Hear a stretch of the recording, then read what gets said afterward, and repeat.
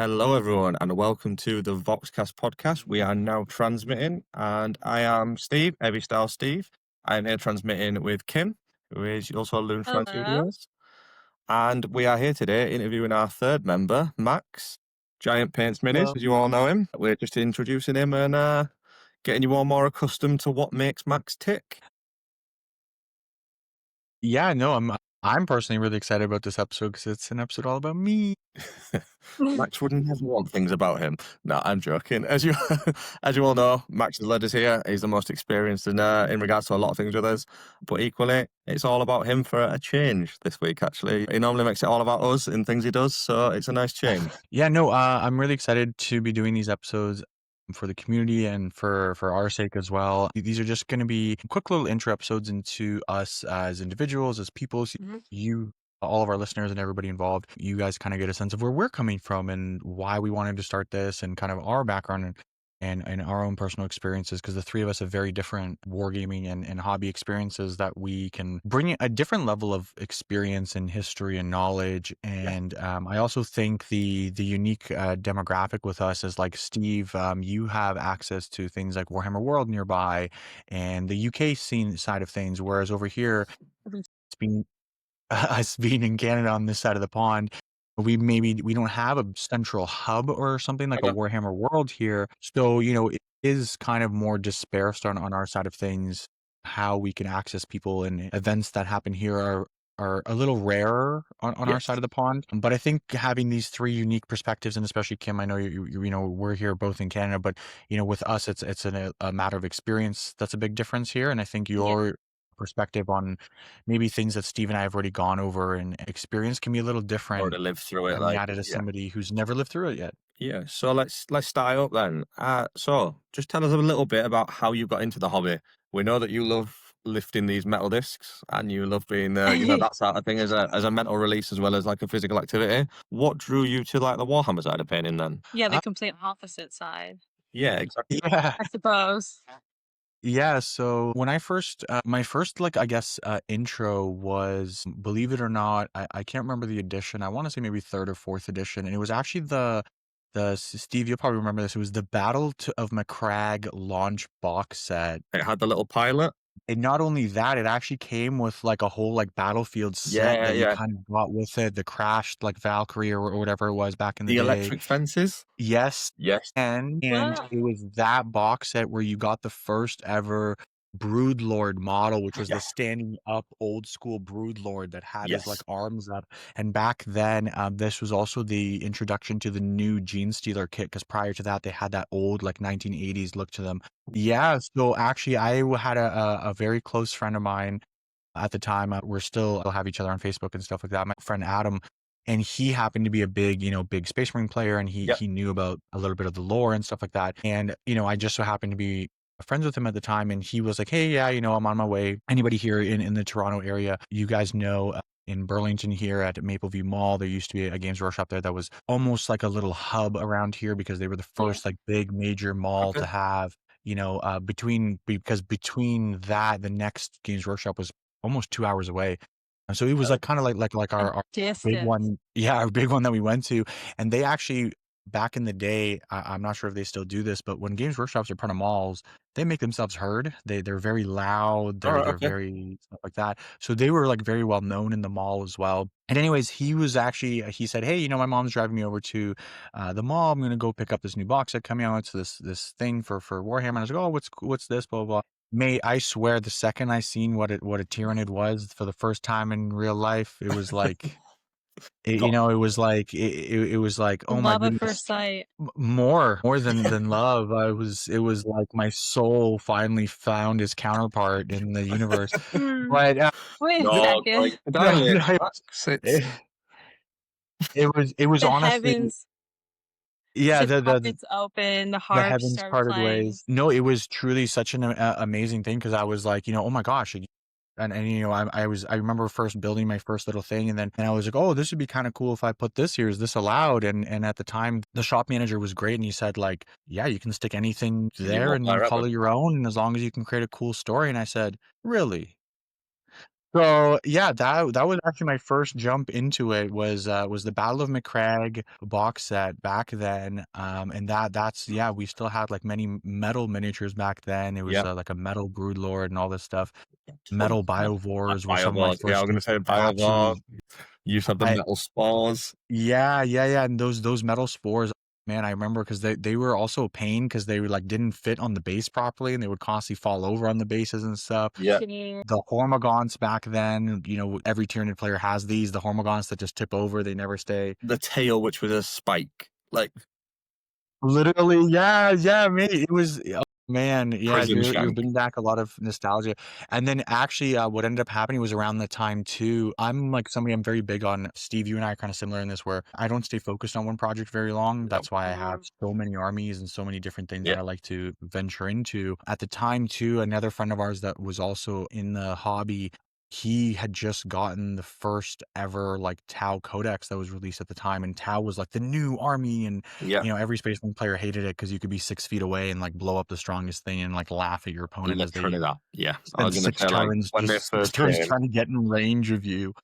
the And that's when we had pulse that's when all the hate for Tau started because we had the Yep. jump shoot jump and we had rail technology, which at the time rail weapons were like you just Hammerheads killed did it. everything. Hammerhead, Mate, you had one on the table, dreadnoughts were Yeah. gone. That's it. Like, Yeah, you pointed at something, it was gone. And with the jump shoot jump mechanic, they were the first army to be able to mass do this. So Kim, you as somebody who's new into the hobby, and you know we've played a lot of AOS and some heresy stuff now, and it's not a mechanic that they have anymore. Back in the day, what Tau battle suits used to be able to do was in your movement phase, you could move them, you could shoot with them, and then in the assault phase, instead of charging, you could then move the model again instead of charging. And that allowed you to do this mechanic that's called jump shoot jump, where you would jump out of cover, unload an astronomical amount of dice and shooting, because that's what all Tau were known for, was shooting. After that absolute bucket of dice that you were throwing at your opponent, you could then move behind cover again so you couldn't be shot back. It was literally hide and seek with guns.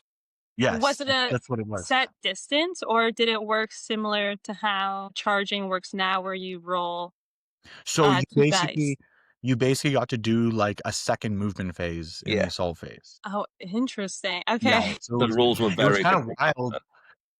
But what I personally really liked about the Tau and a lot of the doors it opened up with was the customization of their weapons and how to utilize all this stuff. And one of my first ever kit bashes I actually did was it was a Tau battle suit that I actually mixed with a Tyranid Warrior kit. And what I did was the Tyranid Warriors kit, it comes with a bunch of extra spare heads, and what the heads are is the Tyranid Warrior head plating can change. So there's one that kind of like goes outwards, there's one that kind of curls inwards. And the other one that's like the Space Marine 2, the traditional slatted carapace. Yes. So what I did is you get 3 extra of those heads depending on how you want to orientate your warriors. So the crest that kind of comes inwards, I actually put a Tau shield generator, glued that to the front of it. So it kind of looked like it was almost like a point going into the shield. And then on the back side, I glued 2 of the other heads the other way. So it looked like this massive Tyranid made shield that my commander made. And at the time, Forge World was also really big. And there was a model called Chasseau Ramir. And what his model was really cool is he had this enormous shield, but he had a dual barreled plasma gun. And we had never seen that before. Nope. And I actually made my own because I actually shaved it down, got some green stuff done in there, and I made my own little dual barrel gun system for him. And I remember like going around, all my friends were like freaking out. They're like, oh my gosh, this is crazy. How did you glue Tyranid bits to a Tau model? Like my friends were going nuts at the time. And because you're young and you know you're your first buddy of yours to grab like multi-army stuff and make it work. And by then I was so hooked. And then so it kind of all started with Tyranids and Tau for me, actually, and it's grown since then. And actually to this day, I've said this recently, and I've not been a big 10th edition rules fan. I play more hobby for the lore and the narrative type of games. Those are actually my most fun types of games that I do have. Not that there's no fun in competitiveness. I mean, everybody likes to, your codex is the first one of an edition. Trust me, you're gonna have the most fun of your life for the first 3 months of that edition. You are gonna unfortunately annihilate anything and everything, and there's nothing they can do because your rules. They don't have counter rules yet. Everyone for the first 3 months. Yeah, right. So, but personally, I very much prefer the thematic narrative side of things. So it was very fortunate that, I got to do a lot of that in the beginning when you had those Siege of Vrax books were coming out. You had a lot of these campaign books that were coming out. And back in the day, these campaign books, they allowed you to structure your army completely differently because our detachment systems, you could take a specialized detachment, which then unlocked like Lords of War, or you could Yeah. take like, It was X very amount of different. units. It was Very, very, very very different. different how the army composition worked. And I fell in love with that like so hard. And this is, one of the things that made me kind of step away from 40K now more into heresy myself now, which is the fact that in 10th edition, it feels more competitive push instead of narrative push. And this is just a personal preference of mine as to Yeah. why I've kind of stepped back from 10th edition. But even now to this day, my biggest 40K army is still my Tyranids. I have way more Tyranids than I know what to do with, to the point that I've literally sent like kits out to my friends and been like, please build these, have some fun with these. They've sat on my shelf and I literally have no more room Can't for do anything. Tyranids. And still have like thousands of them on the shelf. Yeah, honestly, like it's crazy, but It happens. yeah, But so yeah, sorry. no, sorry, I was gonna go back to you saying that you stepping away from Warhammer right now is partly due to the competitiveness in Yes. it. When you first started Warhammer, was the intention always to kind of get into the gameplay, or did that take a while to get into? Like, I don't think I've ever asked you that. If it's you started out as a painter who then turned Like to me. gaming, or was Like, yeah, gaming do you then, mean? oh wait, yeah, there's this whole world of painting now that I'm introduced to. I think that's Yeah, a very so modern thing. okay, no, okay, so for me, if I were to like categorize it, I guess it would be like first and foremost would be like building and kit bashing. Like if I Yeah. could say Yeah. if somebody if like crazy scenario, gun to my head, and somebody said you can only pick one aspect of the hobby for the rest of your life, and if you Yeah. touch anything else, you'll die. That's never gonna happen And unless if the guy from Saw is listening to this, like. wait, I think he's on a Call bike us with ride right Riley. now, actually. Yeah. Yeah, because But, so building and kit bashing has always been my number one thing. I absolutely love taking something, creating my own idea, and then having other people support it. For example, it was actually, Kim, you may not experience this very much, but back in the day, Steve, you'll know about this. Games Workshop used to have their display cabinets, and they used to be filled with the people that went to that Games Workshop. Yeah. If you had an exceptional model, they would ask you, "Can we display But your model in our glass display case?" even like up to COVID that happened. Like it's only Yes. Oh, after really? COVID that I've started to see it decline. Like I did a painting competition 2018 at my local store, came like third, and he was like, "Can I keep your model in the case for like up to 6 months?" And I was like, "Yeah, of course you can, mate. Yep. Like I'm not upset by that. Like Nice. show it off." And it wasn't like And your Instagram or anything. It was just people would walk past and be like, "Wow, look at that." It was just knowing that fact that people would enjoy it. Like yeah, yeah, and it was I actually remember my first I still have it actually. I'm going to actually make a special post when this episode comes out that day to show this exact nature I'm memorialize it. talking about.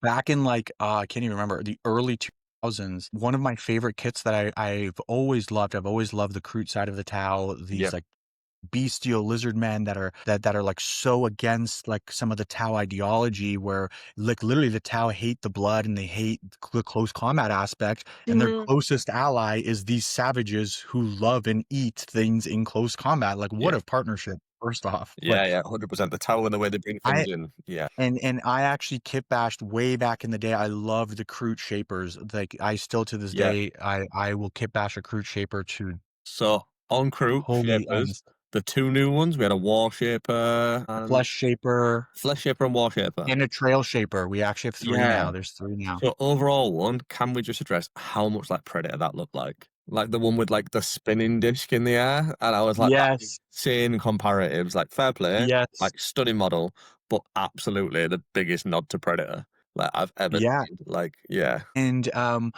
back in the day, we it's crazy because back in the original codexes, they like mentioned these in the lore, but we didn't have models. You just kind of like had a Kroot shaper. And my first ever model to be asked to be displayed in a Games Workshop cabinet was a Kroot shaper that I kit bashed.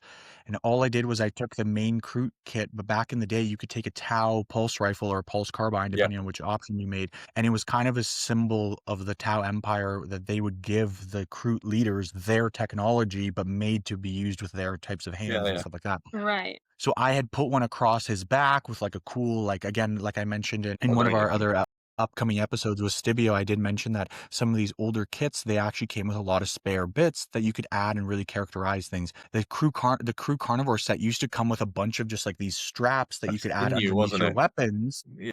And they were almost like slings that you could add. So I put that on the pulse rifle. I added like a bunch of like hanging meat off him and like all this stuff. But the cool thing I did was I took a spare.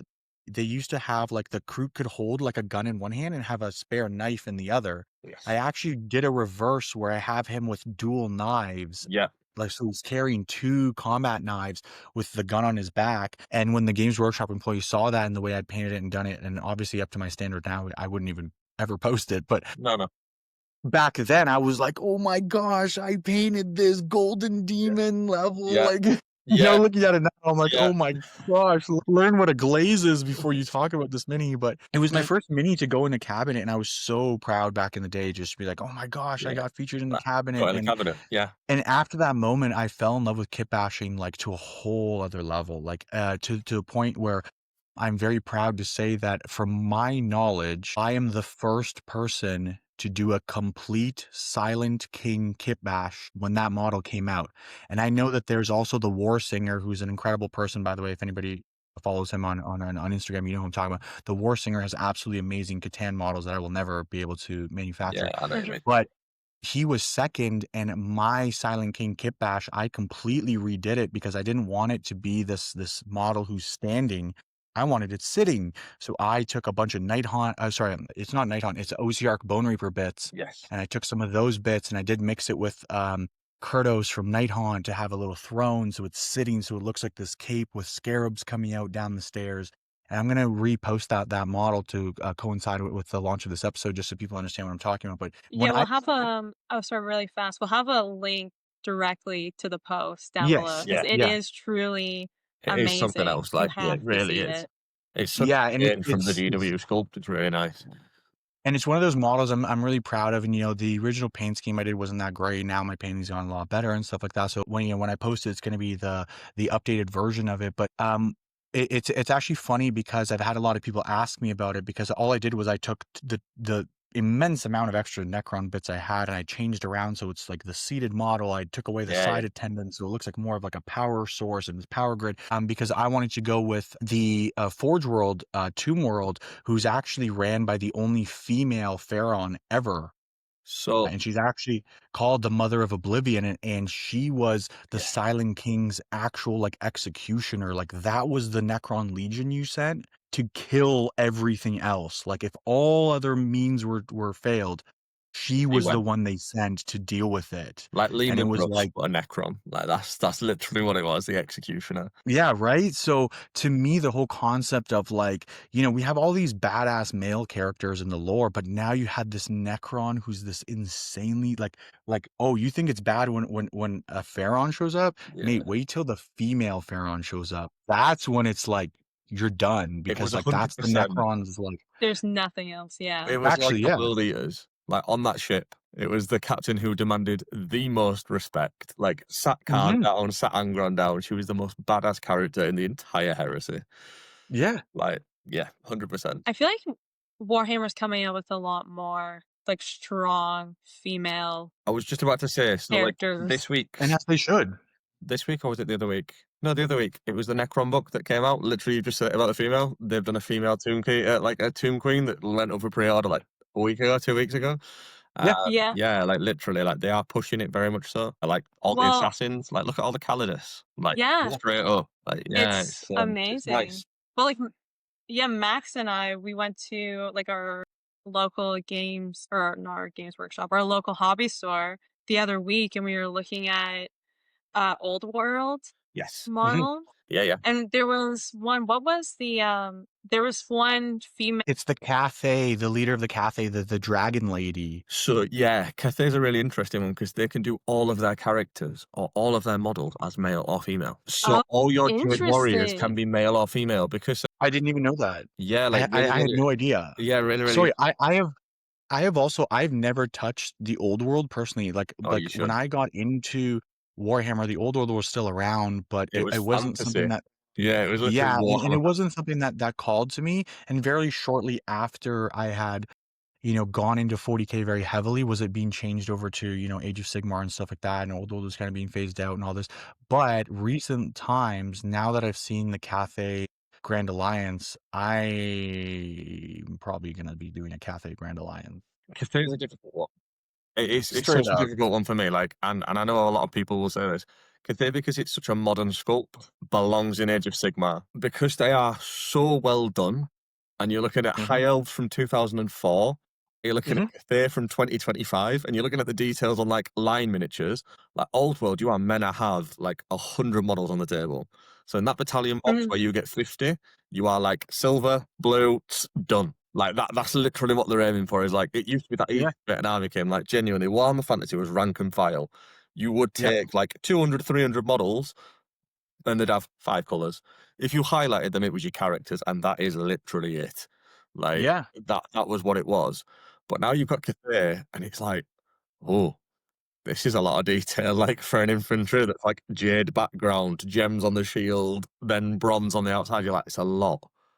The Well, beautiful and yeah. it's funny you mentioned this too, because one thing that's kind of pushed me almost, I wouldn't say away from the old world, because I actually prefer very complex rule systems. That's Yep, why I actually prefer the Horus Heresy rule set now, because I like that little minuteness, the really breaking things down, all that stuff. But the one thing that has almost held me back from the old world was actually the fact that I look, everybody's entitled to their own opinion. This is just mine. yeah, yeah. I don't like buying old sculpts in modern times. Yes, That's just my Right. personal view on it. I'm I with don't you. wanna be buying a sculpt from the 1990s, and I understand nostalgia, do not get me wrong, I'm Mm. for nostalgia, but Games Workshop has also done a very different route where they've done a made-to-order re-release old model line that we have seen multiple times now, where Yeah, old kits that you can't buy, they'll do a limited run of, "Hey, for yep, this next 60 days, we're doing a made to order, you can order a nostalgia kit," and I think that is a better approach for than just re-releasing old sculpts, yeah, it's because it's we hard. are paying modern prices for old sculpts. That's the big thing. Yeah. That is where my issue happens. Yeah, We just had a price increase at Games Workshop, and tomorrow, now yeah, and now, well, guess what? You're paying the modern price for a sculpt that was half that cost when it first came out. it's terrifying, isn't it? It's yeah. Right, and I don't wanna get too much into, like, pricing and Games No, no, no. Workshop and all this stuff, because that's whatever, that's their business to run, and they, We all whatever buy they're it. doing. Like, we all Yeah. buy it. At the end of the day, exactly, I'm gonna buy it anyways. But I will say, when it's stuff like this, when a Cathay, like, sculpts lineup comes out, you Yeah. can see why Cathay is so popular, Oh, yeah, because 100%. if you pick up a Tomb King rank and file and you pick up a Cathay Jade Warrior rank and file, Same price, but you're gonna get more value. Like, that mate, I stand by it. Like, yeah, it's worlds apart, and it's black and it's white. funny that Like, yeah. it's funny that this is being brought up, because I actually always said this, right before COVID, so around 2019, if somebody had sat me down and looked at me and said, "5 years from now, you're going to have as many Age of Sigmar armies and models as you do 40K," I Mhm. would have laughed at you in the face. I would have said, "You don't know me at all. You know Yeah, yeah. nothing about me. Ha ha ha." Now I have as many Age of Sigmar armies as I do Yeah, like, yeah, 40K, yeah. and it simply came down to, and we've brought this up, and this will come up on many episodes that are about to be released this week and the next coming week, is the fact that the Age of Sigmar models and their range, I'm sorry, is tiers above what 40K releases, Yeah. in my personal Yeah. opinion. There's so much character and there's so much uniqueness to the models. I don't know anybody who I can show a Nighthaunt model to who doesn't know that's a Nighthaunt model. Yeah. Like, you could show You someone know what I'm saying? yeah, Did yeah. you get my point though? Like, if I put a silhouette over it and I showed you the silhouette and I said, "What army does this belong to?" Your only options are maybe 2 or 3 guesses, because the silhouette, there's only Distinctive. maybe 2 or 3 options. It could even be silhouette, a Space Marine character, and I You show you know. the silhouette. Yeah. Can you tell me if it's a Blood Angel, a Space Wolf, or a Dark Angel? Uh, You never are. Is there a wolf with the space wolf? Yeah, okay, but A you tail see. poking out? Yeah, Right, but do you see the point with that too, is then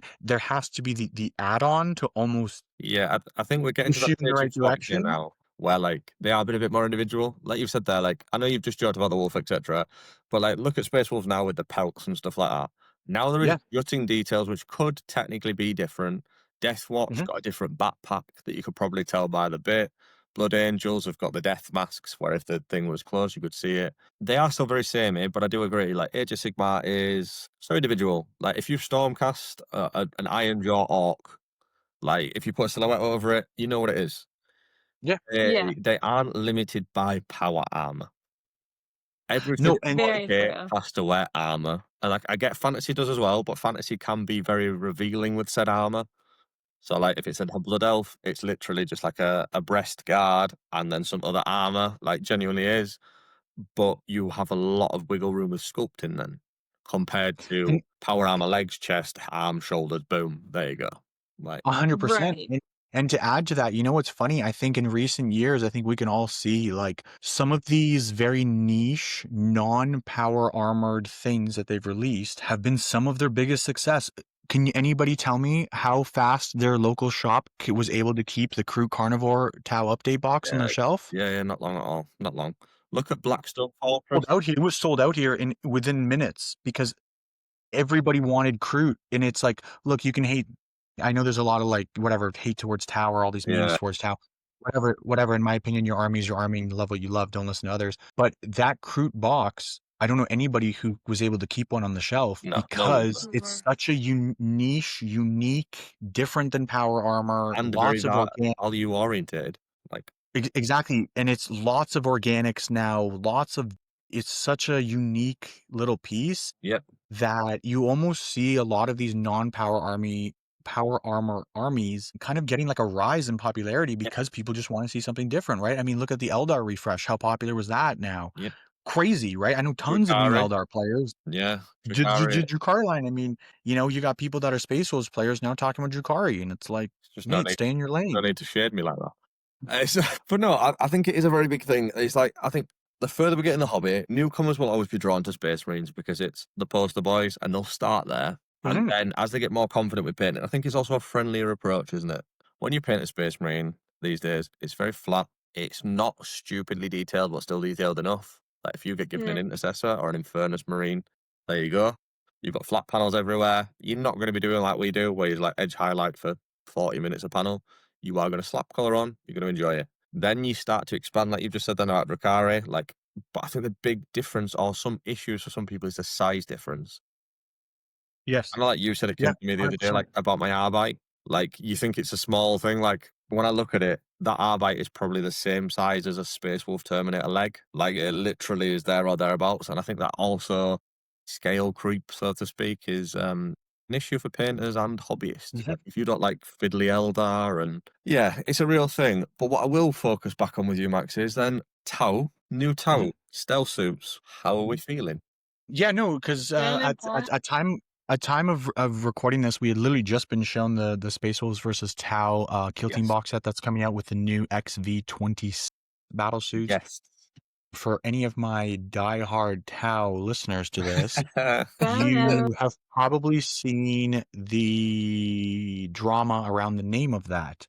And for those of you that may not understand or may not be Tau players, let me just give you a quick synopsis of what the issue here is. So in Tau, the way you number things, so XV-25 is the current stealth suit number. Yes. Okay, so it's not actually 25. That's just how we read it because that's how the English language works. Yes. In the Tau language, that's actually Tau. It's a battlesuit designation number 2-5. Now, the designation number 2 represents the size of the battlesuit. 2 means it is twice the size of somebody not in a suit. That is why when you have a Riptide battlesuit, its designation number is 108. It's not 108. It's 10-8. 10 represents 10 times the size of somebody not in that battlesuit. Large. In So the charge. 2 is fine. The 2 is not the issue. 5 in the Tau numbering system represents a stealth reconnaissance unit. 6 does not. So it's I personally don't care. no, This is like not a these new thing that I'm models, like, oh, like I'm gonna email Games Workshop and they need to cut this.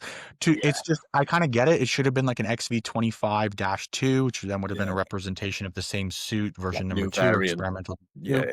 Just the Again. small details that like Yeah, Again, I don't care. Here's my opinion on it. Listen, they look stunning. when's the last time you had a new stealth suit unit come out? That is early 2000s because I had the metal ones. 2000 and and then the plastic. 2009. There you go. 2009. Okay, I think maybe they did an upgrade set of it in 2013 or something, if I'm not mistaken. But I even think that was not even. It was No, just no, a that's reboxing. Pathfinders. There you go. Even then, see, so I'm it's been a already thinking while. like I'm giving them extra credit over here. So Pathfinders have had an update, but stealth suits have been the same sort of shell look since 2009. right, and here's the thing: that if somebody who's not a Tau player, you may not know this. Those stealth suits, the body and legs are two pieces. There was no posability. There was no. Only 2. It's the clam. It's a completely modular kit. Yes. You have very, very, very little flexibility in the arms. As a matter of fact, the arms are almost locked that you can almost just do this. You can kind of do this, but it's very, very little. Yeah, it's so limited. minimal. So honestly, getting a new set where you can have brand new poses, brand new looking models. They look like they have new war gear. As a matter of fact, their weapons are different now. They're going from a They've got a new 4-barrel look on system there. down to a 3-barrel system. The barrel looks a little longer and slimmer too. Like little things like that. Some of them are holding cool war gear that we've never seen before. Yeah. Little things like this. I'm always pro to this. I never understand why people freak out about this. You are getting more options for your army. Yeah. I Yeah. find it a very I'm weird. sorry, I'm sorry. So you want less options for your army? You're complaining that you have too many options now? Are you a Horus Heresy player? That's going to go down like a lead balloon. But I do find it difficult because, like, as a Space Wolves player, those models have come out as a reveal. And yes, one of them looks like a Dalek. Like, the Psyker looks like a Dalek with his head. Like, and I get it. I get not being So I'm inspired. sorry, is this I'm sorry, is this supposed to be like a Phobos sorcerer now? Is this supposed to be a new Phobos librarian? I'm so confused with the Space Wolf side. Because I'm sorry, on the Tau we do what we want. on the Tau side of things, the models like make sense. It's a team of stealth guys that come with drones. We've all known about this. They have their little drop beacon. That's how they've always come. We get it. It makes sense. As a matter of fact, I think they're going in from a 3-man to a 5-man team, which I think is actually a big increase. Is it a 5-man? I thought it was a 4-man. I could be wrong. 2 drones, isn't it?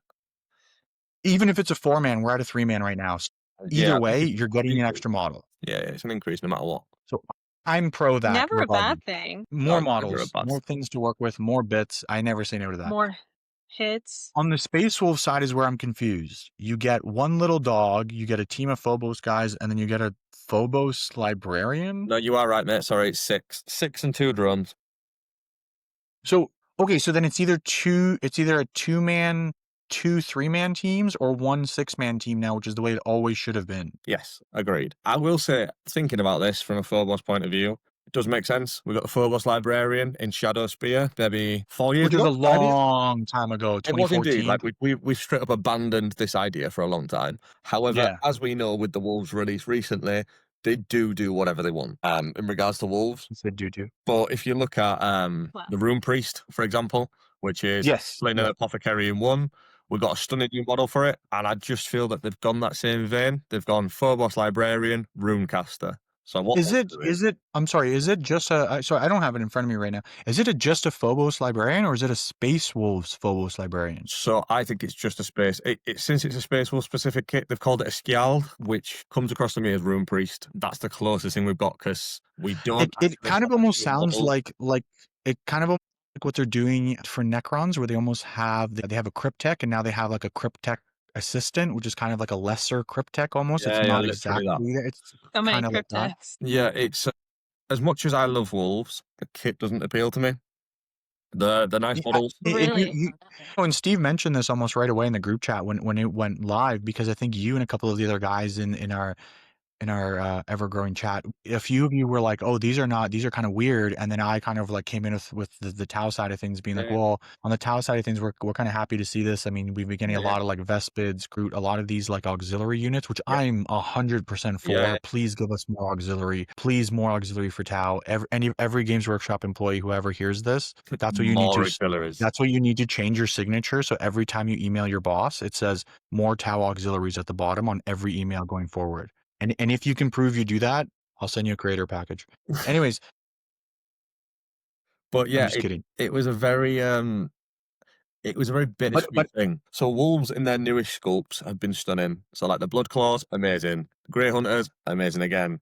Characters getting rebooted, like Grimnar, Arjak, Neon, Stormcall. The Arjak model, oh my gosh. The way they have the Arjak. Stunning. The way they have the Arjak hammer. Yeah. The hammer throw, everything. It's absolutely gorgeous. I think they absolutely killed it on that front. I think a lot of I'm almost drawn to just almost wanting to do Kill Team just because of the insane amounts of absolutely 10 out of 10 releases they've had for Kill Yep. Team. I've always been pro something like Kill Team. I think the other thing that I'm seeing in the hobby on my personal perspective is I think there's a bigger push for smaller, less time frame games. I think Yes. a lot of people are getting Yes, over very this much. whole, hey, you need 5 to 7 hours to play a game. I Yeah, think a it's lot of people are away from that, and doesn't appeal anymore. Yeah, and it's on our front, with the launch of Age of Sigmar 3rd Edition, yeah, King, you and I got deep into Spearhead, and we own almost every Spearhead because it is Yeah, just so fun yeah, and such a fast, great way to pump out multiple games. And I'm not kidding.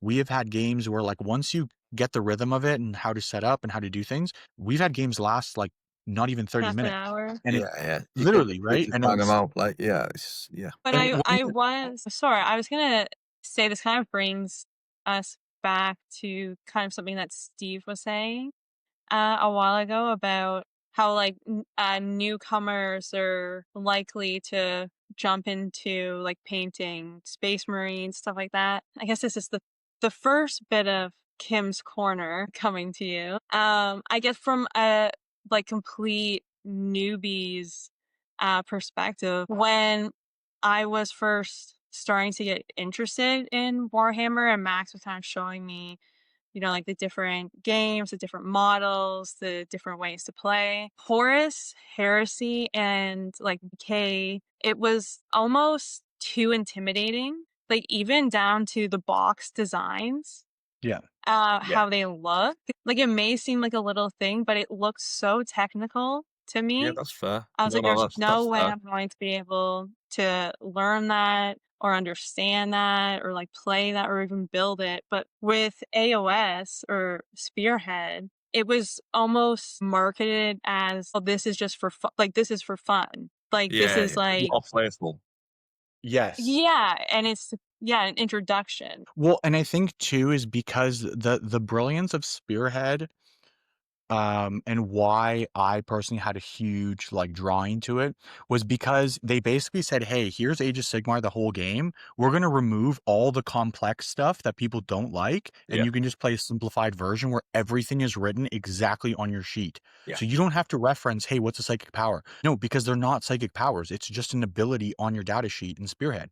So it'll tell Yeah. you, hey, to use this ability, roll this number of dice. This is what you need. If you roll that, this is what happens. It's a such a simplified version, and there's just enough disparity where I think, like, for example, like I can't even tell you the amount of times I've played my FEC now. Oh my gosh, like probably Too many, because I yeah, always I've literally lose. played like maybe like 50 games of my FEC.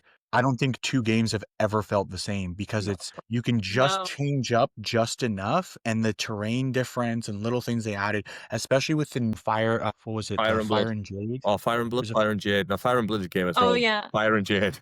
Fire and Jade, yeah, sorry. Yeah.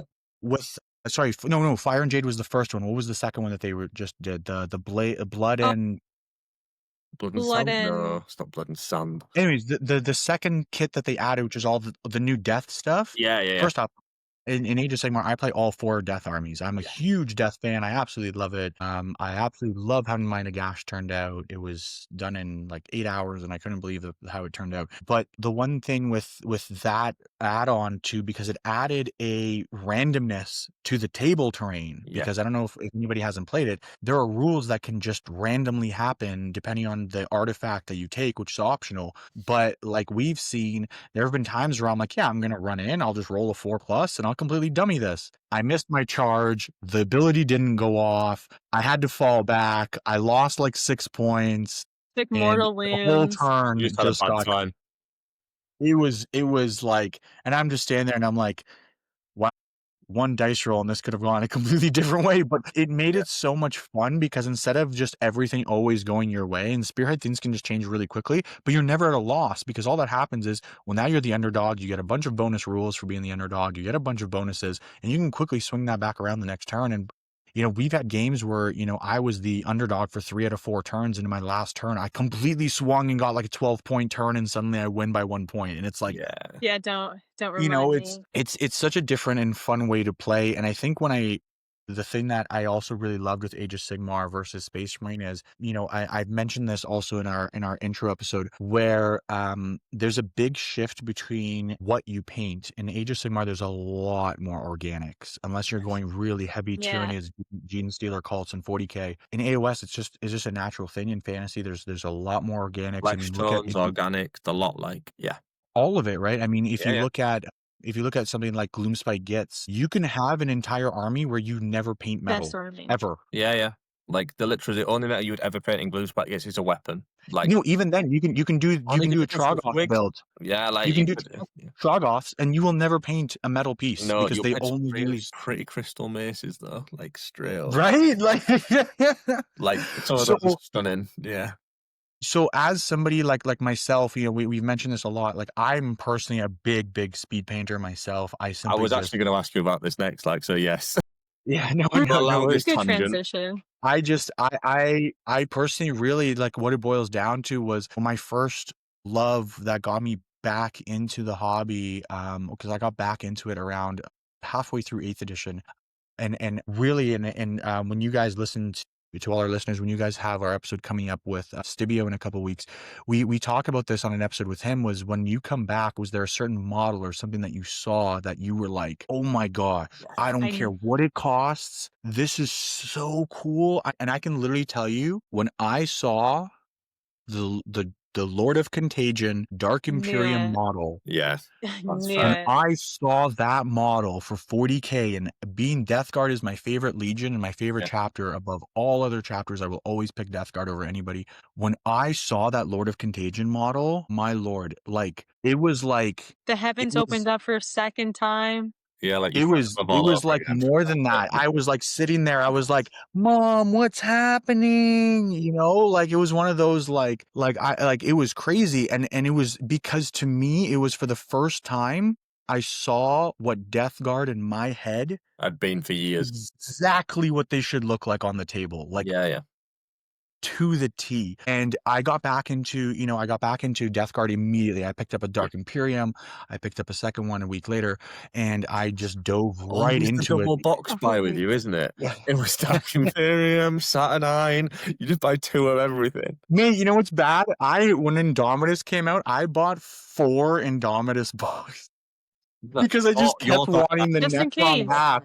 I kept wanting the Necron side, so I just kept buying the Necron half off people. Like, I literally bought 4 of the Necron halves. But with the Dark Imperium, what was great too was that so that year that I got back into it, we had Dark Imperium, and I remember I just bought the Dark Imperium box set. I think it was September, October or something. And it was literally like a month later they introduced the Christmas Battle Forces that always come out. Yeah, you had the big Death Guard. It was the year that they did the Death Guard one, and it wasn't the Mortarion one, but it was the one that came with the Terminators. It came with the Plague Burst Crawler. It came with it was the Plague Burst Crawler one. It was the one that came with like it's the where tank they released all the new units, and then they did the battle. Yes. Yeah. And it was literally the things that the Dark Imperium didn't come with. Yeah. And it just, like, they mixed so well, and I had a complete force. And then actually, so the funny thing was, I have never purchased a Mortarion. I have had 2 Mortarions, but I've never bought the actual kit. And the way that this happened is, I'm going to give a shout out here to 2 people that I hope are doing absolutely wonderful in life. They were absolutely phenomenal friends. If you guys follow Matt Hattenstein on Instagram, if you don't, check him out. He has some, in my opinion, I call him the king of kit bashes for a reason. He has, in my opinion, the best kit bashes I've ever seen done. Yep. And Matt Hattenstein has built 2 custom Mortarions for me. They're gorgeous. Based off of artwork, because one of my original favorite artworks for Death Guard was Mortarion in the book where he kills the previous Grey Knight Grandmaster, and that's the introduction of how Drago became the current Supreme Grandmaster of the Grey Knights. Was the fight, and it's the artwork where Mortarion's jumping forward, and it's like a black and white artwork where the scythe is like almost like superimposed and all that. So Hattenstein actually built me that model. He actually took the Mortarion kit, made the scythe 2-handed for me, made him hold it that way and everything. And I actually had it painted by my good buddy Eric, who is Grim Dark Tales on Instagram as well, if anybody knows him. They did a collab feature for me where Hattenstein built it, sent it to Eric, Eric painted it, and then sent it over to me. And then I actually ended up doing a giveaway for that Mortarion. I gave him away for free. It was like a $600 model. I gave it away because actually Hattenstein, he's always trying to progress and he's always trying to get better. So he actually said to me, I'm actually not happy with how I did it. I could do way better. And at that point, the 9th edition Death Guard Codex came out with the new updated artwork of Mortarion hovering over the Death Guard, where he's got like a orb of disease and silence in his other hand, and he's floating over the Death Guard. And I literally said, this is my favorite artwork I've ever seen of 40K. Like, that is my dream artwork. And because to me, it's this like dominating moth presence of a Mortarion, like this embodiment of death hovering over this lovely, it's the wings, isn't it? Like the deep. And so Hattenstein actually went and built me that model where it's a one-handed silence of this ball of plague. And again, Grimdark Tales ended up painting it for me. That's my current Mortarion model because I've just loved the Mortarion lore so much. He's always been my favorite Primarch. I love how he is, his resilience and his hardiness and his his ability to walk through things that other Primarchs can't even walk through. And he's just casually going through it. It's like, dude, do you know how terrifying that alone would be? Imagine seeing your demigod struggle to walk through something and his brother casually walks through it. I'd be like, yo, I'm never messing with this guy. Look, my own guy couldn't get through it and he's going through it like it's fun for him. Like, so just on this topic of Mortarion, what do you think about the little cheeky rumor that Emperor was turning around and saying that Mortarion is yet to be forgiven and redeemed? So that was in the Godblight series. So Godblight was a very interesting series. I really liked it. I like the fact that it showed the Nurgle side of things, how intense Nurgle can be. The fact that we actually have a disease that can strip the Primarch gene in itself is an incredible feat. Mental. The Mortarion being saved thing, that's kind of been something that's been, I feel like a subject in the Death Guard community for a while. Mortarion never wanted to go traitor. He was pretty much forced. He was forced into it by Typhus. Funny enough, Typhus is my second favorite character in all of Warhammer. Typhus is now like, it's weird, isn't it? Like, the politics of the Death Guard now is like Typhus leads it, and although Mortarion is Primarch and does go to war, Typhus is very much like, these are my boys. This is my there's a great discussion that happens between Typhus and Mortarion in the Dark Imperium series if you read it, where Mortarion and Typhus kind of have like a go at each other because they do follow the same god, but they have very different views and perspectives on how that god loves them, one, and two, how the Death Guard should be perceived by everybody else. Typhus is very much no, we need to just get out there and like, who's stopping us type of mentality of, you can't kill us with a bolter, and even if you put us down, we just get up. That's literally so that's they just get up again. But the funny thing is in that dialogue, if anybody's read it, it's literally like Mortarion says something like the Death Guard are mine or something, but Typhus says, but you weren't the one chosen by Nurgle, were you? Yes, I was. I was chosen by Nurgle. That is you were chosen. And it's something like that. It's like, you were chosen by the false god. I was chosen by a real god or something like that, because he's the herald of Nurgle and the one to turn them to Nurgle. Mortarion was never the chosen of Nurgle. He was just bestowed this because of what Typhus's actions, right? Yes. So there is this like talk about like, could Mortarion actually be redeemed? And I mean, Mortarion's first love is his sons, first and foremost above anything. I think him and Vulcan are probably the two that care about their sons more than most others, I would say. Yeah. Maybe where like for contestation there could potentially be Sanguinius. That was going to be my next one. Sanguinius, probably like Sanguinius loves his sons like straight up. Yeah. Oh, 100%. I mean, but when it boils down to it, because Sanguinius was the only other Primarch other than Mortarion that I know of who was willingly about to give his soul to save his sons. I mean, with the Red Angel arc of that, right? Sorry, the Crimson Angel, was it? With Crimson Angel. Where he almost went corn or whatever at one point. But Wearing other than that, Mortarion literally damned himself just to save his sons, like for all eternity. He said, here's my soul, save my sons. That's all I want. The thing that's actually drew me to Death Guard above other legions was actually that encroachingness of them. Because to me, it's like, what is the most terrifying thing that can happen to me on a battlefield?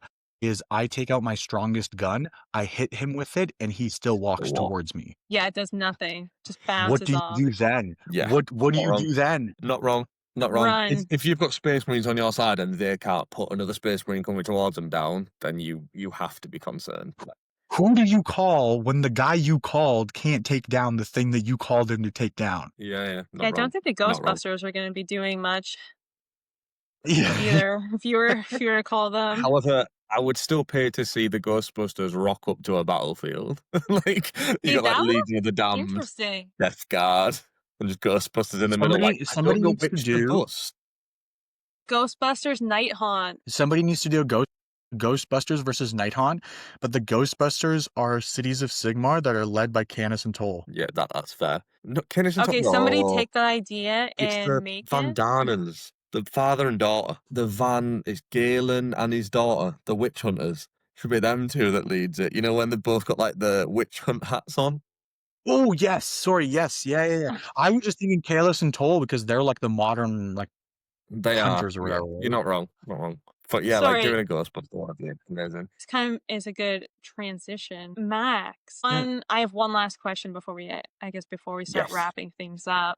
You've talked about how much you love kit bashing. Yes. Is there any possibility, any future plans to make a diorama, perhaps? Yeah, Maybe submit it. I've had a lot of diorama plans that I've wanted to do. Anybody who's done a diorama, first and foremost, planning. Exactly, planning is the number one thing. You need to pretty much have everything kind of set before you even begin. The one thing that I've always wanted to do as a diorama, and this is nobody steal this idea. I know all of you who are listening, and I know where to find you. Copyright. My one great idea I've actually always wanted to do was I wanted to do an Armies of Parade display board that is the Gene Stealer Cult Ascension Day. Yeah, okay. Ascension Day. So I wanted to actually have it so it's like you have all the Gene Stealer cults, but they're almost like anybody who's played Fallout 4. Yeah, I want them to almost be like the Children of Adam, where they're almost like praying. They've almost just like accepted it. They're at that like our God is here. We're here. Like we're here to accept the ascended level on the gifts that the Tyranids bring.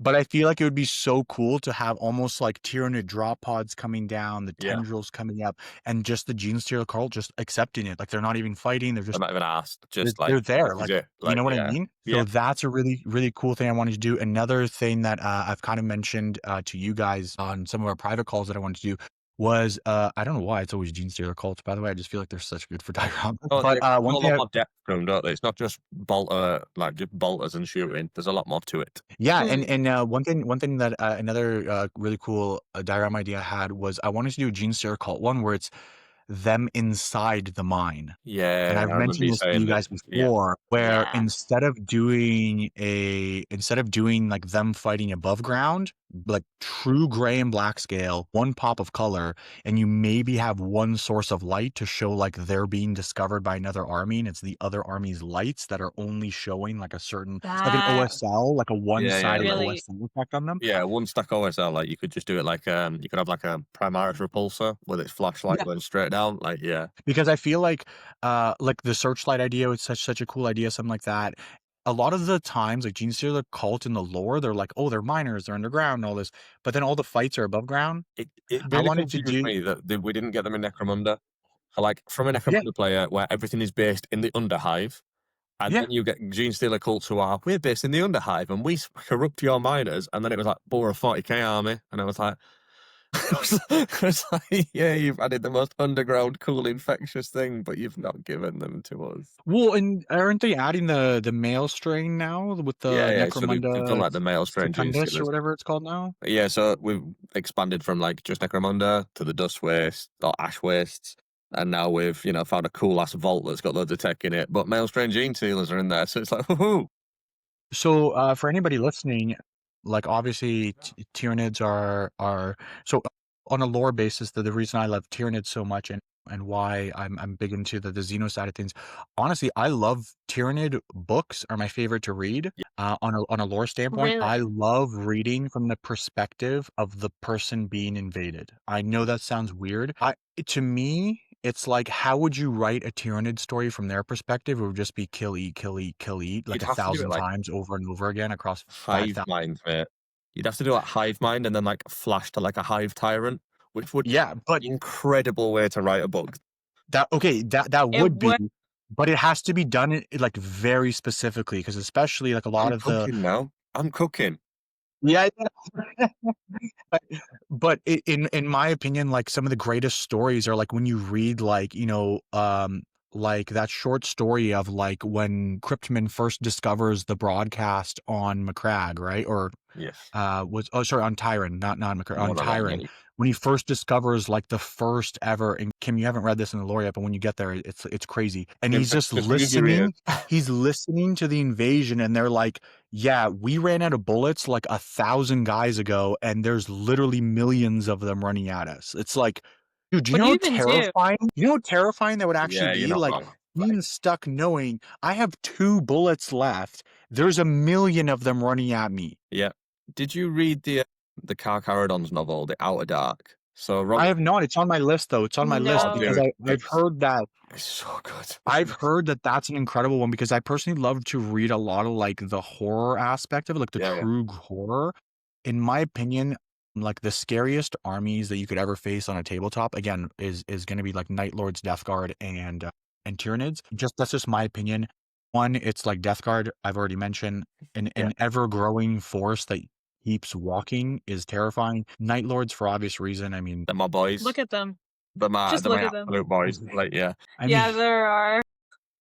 But then the Tyranids, because it's like, mate, you have no communication, you have no way to call for help. Your psychers, who are your most efficient way of navigating and calling for help, they are screaming in agony and saying, get this bug out of my brain, when there's nobody around you. And they get stronger the more of you they kill. Yeah. They just eat you and evolve. Like, that's, yeah. Like, oh, you had power armor. Let me just see which weapon dissolves it. And then we're going to absorb that dude that just killed you. And now all of us know. Like, I'm sorry, anybody, Steve, we've gone through this. How many times have we been playing Space Marine 2? And you know what's the scariest thing is? The friggin' venom cannon on the back corner with some random warrior that you can't even see. That'll be the thing that kills you. Yep. You can parry you can't parry a bullet. I mean, not to mention spores. Don't get me started on spore mines in Space Marine 2. If you haven't died by the spores already, it's that's just a hot topic. It's a hot topic in my books. But I hate spore mines. Just jumping back to that book, mate, you will. I would definitely say read it, because there's a scene where there's a Carcharodon's contempt of Dreadnought, and the uprising of the Gene Stealer cults has started. And he's like, they're doing their tithe, they're like collecting ammunition and stuff from this planet, and these bikes come past, and there's literally a scene where like the Dreadnought just goes sweep and just takes like fully just sweeps and grips one off it, and I'm like, it was such a beautifully written scene. I was like, just a Dreadnought that's left, and he's like, where are all my brothers? And they're like, just woof. You're not my brother. And the really cool thing, like, I think we've all had our ups and downs with our opinions on Games Workshop as a whole. One thing I think that they've been doing phenomenally well is bringing a lot of a lot of these stories or a lot of these ideas to life on the screen now, especially with like Warhammer Plus coming out. We had Space Marine 2, we've had the Secret Level now come out. And I think the thing with Secret Level, when we all got to see like how 3 Blade Guard actually fight versus some of these guys, and it's like when he's running towards the truck, and he literally just bushes through the thing. It's you're like, insane, isn't it? Like, yeah. Well, and I think all of us in that moment were like, okay, I think we get the level difference between a Space Marine and like a human is like, mate, your worlds apart. I definitely think that was a prime example of it. Like, yeah. We went from like Space Marine 2, where like you're fighting with Imperial Guard, and you're like, oh, it takes me like 10 bolts to kill a Tyranid, like, and you're like, yeah, that's definitely just for gameplay. When you witness Titus rip a car in half by running, you're like, why have I been nerfed, bro? It's like, seriously though, right? Like, yeah, genuinely, like the way the Blade Guard just slaughtered absolutely everything, and it took a Chaos Demon to even put them down. I was like, okay, fair play. Like, yeah. Yeah, no, and even things like in Space Marine 2, we've had like a lot of these, like, like it's the one gripe that I gave Space Marine 2 at its launch, which now they've fixed, was I said it was really weird to me how they're launching Space Marine 2 when we've had a 10th edition launch, which is supposed to be the big Tyrannic War, and we did see that in Space Marine 2. My issue was you released a bunch of new kits with 10th edition Tyranids, but they weren't in the game. Yeah. We just got like biovores and stuff like that, Yeah, which is got great them. because this is what I wanted to see. I wanted to see how the new things like work in the game and operate, Yeah, like because we got to see. interacted, neuro thought, and yeah. And a lot of these old kits, we got to see in like Dawn of War 2, Dawn of War 3. Like we got to see a lot of these things in these older games, but in this new game, it was almost like they didn't add any actually like Yeah. new creatures. And now that they did with all these updates and things like that, after I've carried Steve for the 1000th time in that game, you finally get to like experience like a lot of these new creatures on such a good level, and you get to see like how they function, and it's like, because it's like, a biovore, you think, oh, all it does is shoot, and then when you fight one in combat in Space Marine 2, you're like, this thing can rip you apart. What the heck is this? I think it was nice, and I think I'm excited to see what they do with the series for that reason. Because if they keep going now and they do like Necrons next, I'll be really intrigued on how they perceive them and design them to be. Because like Dawn of War perceived them as like literally just automatons. Do you know what I mean? Like, yes, they looked cool. Yes, they've got laser beams and disintegrators. However, Dawn of War, it was like 40 shots they took at your Space Marines before killing them. Then we got the animation with the salamander, thinking of a name, can't remember. Is it no? It's gone. Either way, the Warhammer Plus series that came out with the. They need to start coming out with more shows. Yeah, but it's time. They're so well. They're very, very good, but it's the time it takes. Like, don't get me wrong. Yeah, we got our armies finally animated. Like, we got the Space Police animated. We got Custodian animated. The Tides, which is so good. The Tides was like really the Kassakin in the Tides. Stunning to see them. Like the way she stood up and was like, "It's your mission. It's my mission. You're just here as a guest commissar." And I was like, every description we've had would be commissar plus a bullet in her head, but she's Kassakin, so he knows better. Like, absolutely do not waste Kassakin. Like, it was absolutely bonkers to see that. And the really cool thing too about some of these series is because, like we as veterans in this hobby, we understand like the disparity of like a guardsman to a Space Marine. Yes. And then we understand the disparity between a Space Marine and a custodian. Yeah. So I think when they do series like this, like Kim, when you watch Ties for the first time, and we had that where the White Templar gets sat down, or is like, you're not taking my men? I am. But sorry, first and foremost, I'm just gonna say I don't care what gender a custodian is, but when they showed that custodian and how she fought, just like how she's like reactive, and it's like, you're here as she's automatically like here, and she's grabbing it's like, I got shivers. You can see the difference. It was power. Yeah, like we'd always been described. It was like, crazy. Custodian quits when they lose their millisecond advantage, and then you see them shred 4 Von Ryan Leapers like in seconds, followed by a Lictor, and I'm like, do you know what? Yeah, fair play. Yeah, no, that makes sense. I don't care what's under the helmet. You scare me. Well, and then even the way they presented her talking to the captain, when the captain shows up and he says like, "You think I'm going to do this and sacrifice my men?" And she's like, have no "This choice. isn't about your men. This is about something so much bigger than you. Like your death will be nothing compared to like like she." It's so like, it's like, holy, you feel the authoritarianism from a custodian through a screen. You're like, oh my gosh. Then, who was the there was the like silent sister or Sister Silence, or someone who was with her in the background when they're having that conversation. She's like, oh, they're all already dead. Like, it doesn't matter what they decide. Well, and the awesome thing too, I'm glad, Kim, that you brought this up, to see the Sister of Silence when the psychic might happens from the tithe person, and she's just walking like super, like it's literally just like walking through in full force. And then when the Tyranid tries to jump her by messing with the psychology, and she's just like, "Oh, bro, I've got a big sword. Like, you are not winning this fight." It's like, I am a null and I've got a big sword. What have you brought to the party? You've got claws. Cute. Yeah, it was phenomenally well done. Like, and at Games Workshop, you've been killing your even the R-bites. Yeah, absolutely killed it. I remember I turned to you and I was like, I want to do Sisters of Silence, like for Yeah. something. It's like they're so Yeah, that's cool. fair. It's such a cool idea. But they're so niche in 40k. That's what I enjoyed. Like, Custodians are huge. They got their 9th edition. They were like, we've got a reboot. There's so many models. Sisters of Silence have literally had the one squad followed by one Forge World character, and they have so much presence. And I'm like, I'm happy about that. But like Arby's, just touching on that, like the way that the one with the riot shield just smashed a Tyranid aside, and I was like, thank you for representing them as the elite of the elite. That is what they are. They are not just police. They're like highly trained humans who go through stupid amounts of training to represent, and they are there as authoritarian. They are like SWAT. That's what they're there for. They're not there as just general police. It's like, we are having this, and that's that. Like the shotguns as well. Oh, they did it beautifully. I'll give them a lot of credit. Like, well, the way they showed them working and everything was brilliant. Absolutely it was brilliant. like clockwork. It was like, right, we've got a breach on this side. Dum dum dum dum. Done. Breach sealed. Thank you very much. Yeah, no, it was wonderful. Yeah, definitely. But I think that brings us to a sort of natural close. Don't get me wrong. I definitely think there's going to be more episodes where we're going to have to deep dive about you because no, of course. Like, absolutely is. But we also can't do a 2-hour episode. No, it's still going.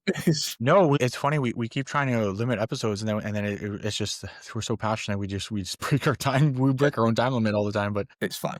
People are here to listen, is what we hope. Yeah, of course.